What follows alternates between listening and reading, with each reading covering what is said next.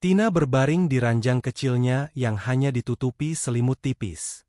Usia 32 tahun dan sudah 3 tahun menjadi janda membuat hidupnya terasa lengang. Walau setiap hari ia disibukkan dengan pekerjaan rumah di kediaman Pak Budi dan Bu Risna. Malam itu rasa kantuk begitu berat menyerangnya.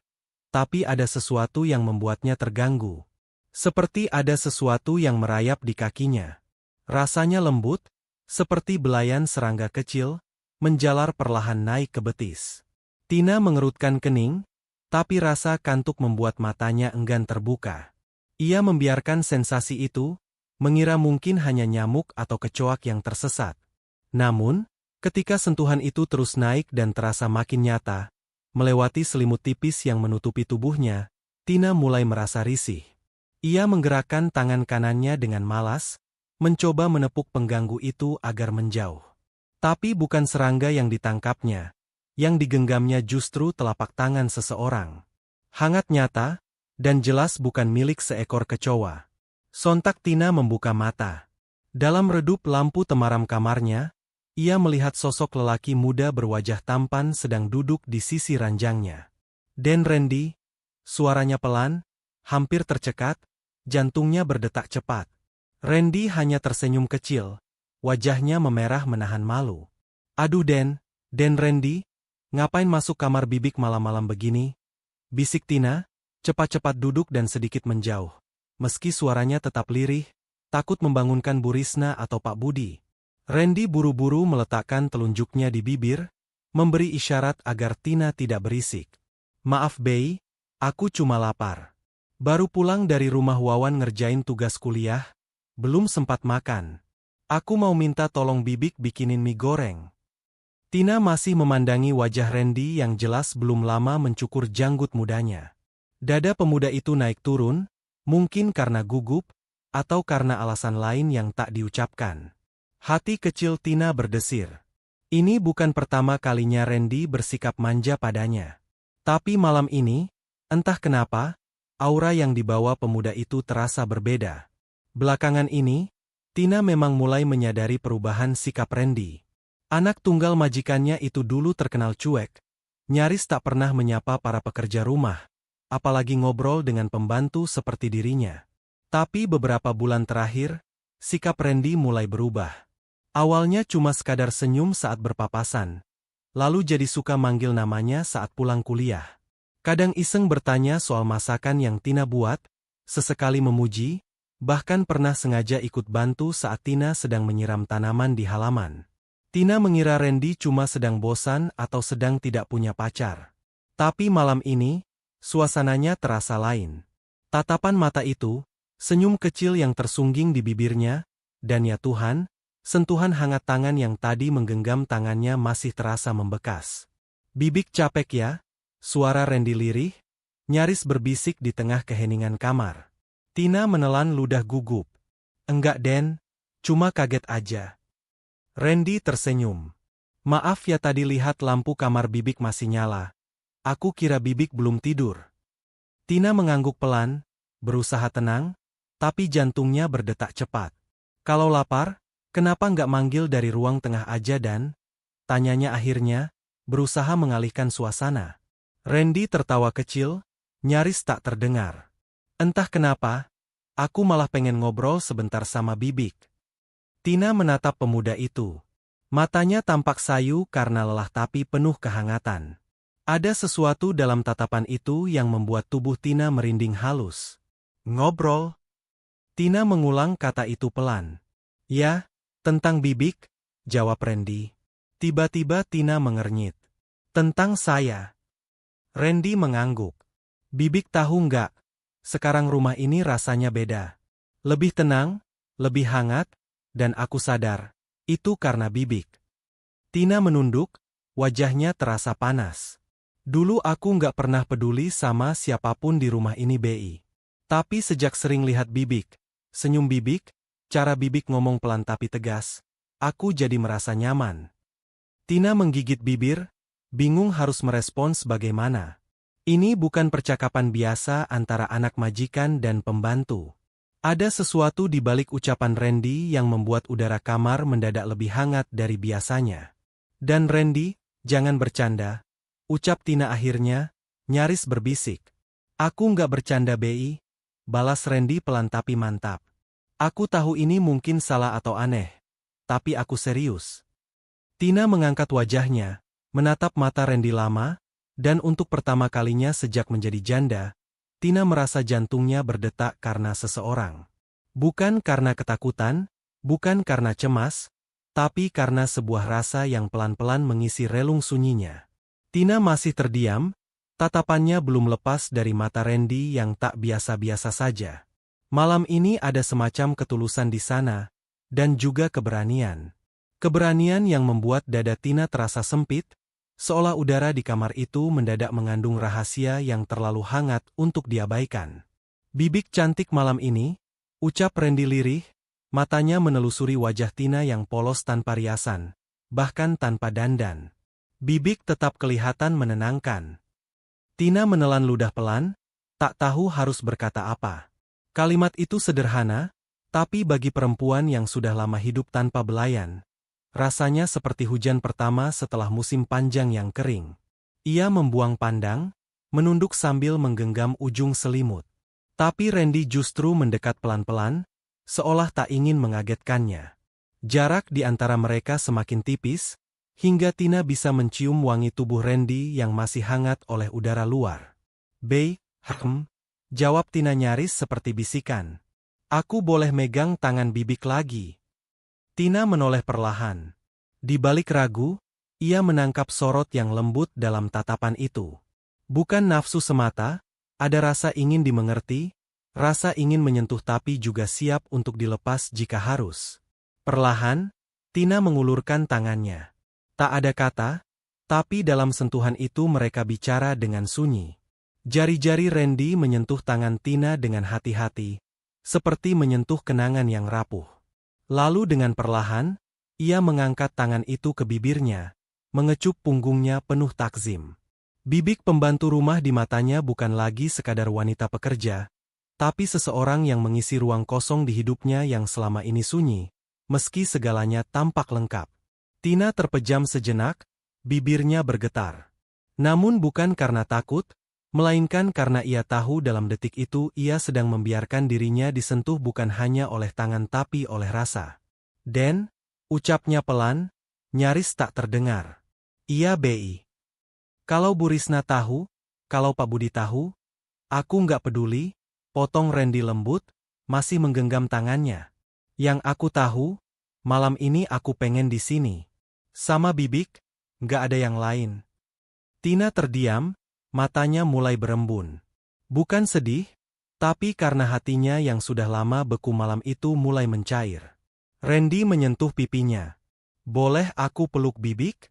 Walau cuma sebentar. Dan Tina pelan-pelan, Anja mengangguk. Tak ada yang terburu-buru. Pelukan itu bukan sekadar dekap tubuh, tapi seperti dua jiwa yang saling menenun luka hangat, rapat dan tenang. Tidak ada desahan atau erangan di antara mereka. Hanya bisikan hati yang saling bicara lewat kulit dan nafas yang perlahan menyatu. Hati Randy sesungguhnya sedang bergejolak. Ia baru saja meninggalkan rumah Mirna beberapa jam lalu setelah pertengkaran hebat yang berakhir dengan satu kalimat dingin dari bibir wanita yang selama ini ia cintai. Aku capek sama kamu, Ren. Kita cukup sampai di sini. Randy pulang dengan dada sesak, namun bukan untuk menangis atau merenung. Tidak ada bara yang menyala di dalam dirinya. Bukan rindu, bukan kecewa, tapi dendam. Dendam pada perasaan yang terlalu mudah ia beri lalu diinjak begitu saja. Dan malam itu, entah kenapa, bayangan Tina muncul di kepalanya. Tina yang sabar, yang selalu sopan, yang tidak pernah menuntut. Tina yang lebih tua tapi memiliki kelembutan yang terasa seperti pintu yang belum pernah ia masuki. Bibik pernah jatuh cinta lagi setelah jadi janda, bisik Randy sambil mengusap punggung Tina yang masih ada dalam dekapannya. Tina diam.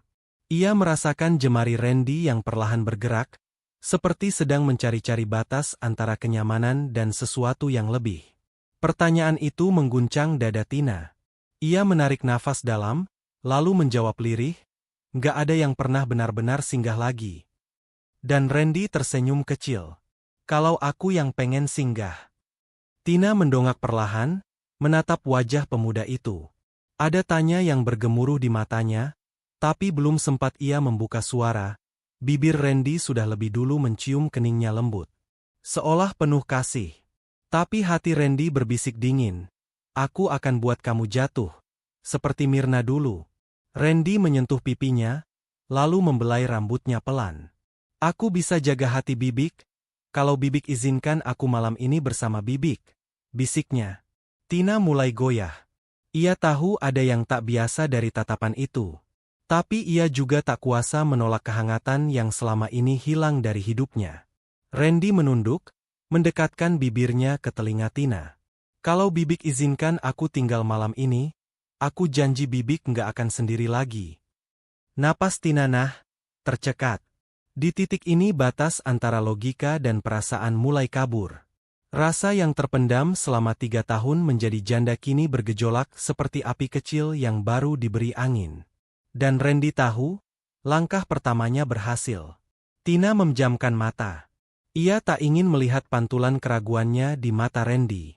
Tapi suara lembut itu, belayan hangat di pundaknya, dan aroma tubuh Randy yang menyusup begitu dekat, semuanya menciptakan badai kecil di dada Tina. Randy tak buru-buru. Ia tahu waktunya belum tiba. Tapi ia juga tahu, Tina sudah mulai lengah. Ia bisa merasakannya dari caranya bernafas, dari tatapan yang mulai basah, dari jari-jari yang tak lagi menepis ketika ia meraih tangan itu untuk kedua kalinya. Kalau aku butuh Bibik malam ini, Bibik mau kan? Tina menggigit bibirnya sendiri. Ia ingin berkata tidak. Ia ingin bilang bahwa ini salah, bahwa ini terlalu cepat, terlalu gila. Tapi yang keluar hanya bisikan nyaris tak terdengar. Jangan bikin Bibik nyesel ia. Dan senyum Randy mengembang. Kemenangan kecil yang mulai terasa manis, tapi juga getir. Karena di balik niatnya yang ingin membalas sakit hati, ada sesuatu yang mulai tumbuh. Sesuatu yang tak bisa ia jelaskan. Saat tatapan Tina malam itu menembus jiwanya lebih dalam dari yang ia kira. Dan untuk sesaat, Randy lupa rencananya. Untuk sesaat, Randy hanya ingin tinggal bersama seorang perempuan yang selama ini ia pandang sebelah mata, tapi kini justru memeluk hatinya dengan kehangatan yang tidak pernah ia temukan bahkan dari Mirna. Setelah semua puncak kebahagiaan mereka raih dan setelah semuanya selesai, Randy masih diam, membiarkan jemarinya menggenggam lembut tangan Tina yang tergeletak di dada. Nafas mereka mulai tenang, hanya detak jam dinding dan desir kipas angin yang terdengar pelan, seolah dunia memang sengaja melambat malam itu.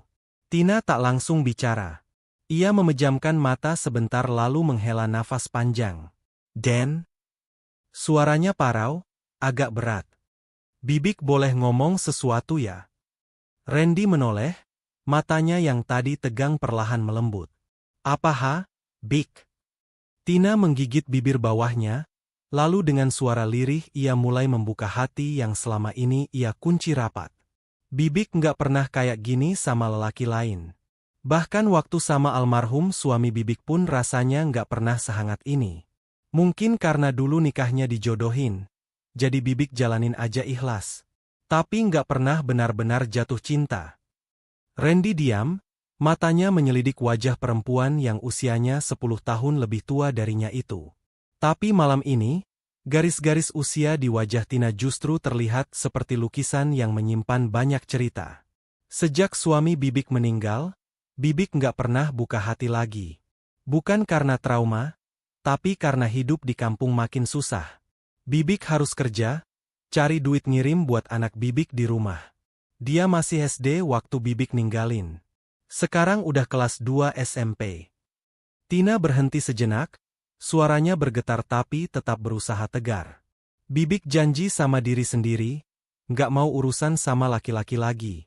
Takut Bibik hilaf. Tapi malam ini, Bibik ngerasa lemah banget. Randy meremas lembut tangannya. Bibik nggak lemah. Bibik kuat banget. Nggak semua perempuan sanggup ngorbanin hati demi anaknya. Tina menoleh, menatap mata itu.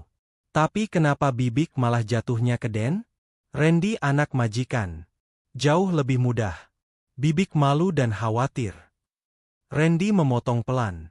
Kalau yang kita rasain tulus, kenapa harus malu? Tina menatap wajah itu lama, seolah ingin mengingat tiap lekuknya. Mungkin karena ia tahu esok pagi semuanya bisa berubah. Mungkin Randy akan kembali ke dunianya, ke kampusnya, ke teman-temannya. Mungkin malam ini cuma jadi cerita sebentar di hidupnya. Tapi buat Tina, ini terlalu dalam untuk sekadar jadi kenangan. Ia menarik nafas pelan, lalu bersandar ke dada Randy. Bibik cuma takut, kalau Bibik mulai sayang beneran. Randy diam.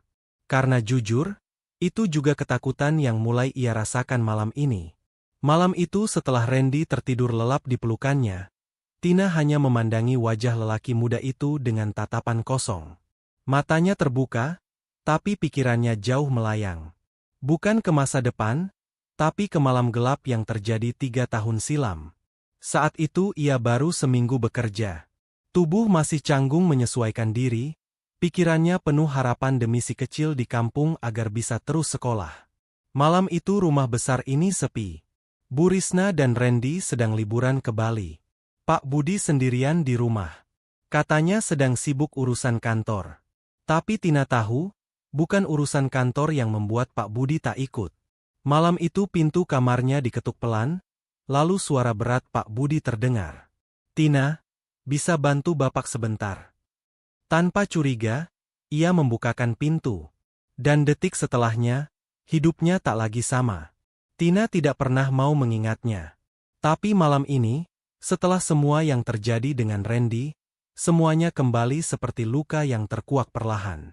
Pak Budi tak pernah meminta maaf. Tak pernah menyebutkan kejadian itu. Tina hanya diberi uang lebih tiap bulan tanpa penjelasan. Dan ia pun bertahan. Menahan dendam, menahan marah demi anaknya. Tapi dalam diam, ia bersumpah akan ada saatnya ia membalas semuanya. Dan Randy tanpa ia sadari telah menjadi bagian dari rencana itu. Tina menarik nafas dalam, tangannya mengelus pelan rambut Randy. Ia tersenyum samar, nyaris tak terlihat di balik remang kamar. Maaf ya, Den. Tapi kamu hanya tumbal dari luka yang ditinggalkan bapakmu sendiri. Tapi entah kenapa, senyum itu perlahan memudar. Karena dalam hatinya, Tina tak lagi yakin apakah ini masih soal balas dendam, atau justru hatinya yang mulai ikut tenggelam.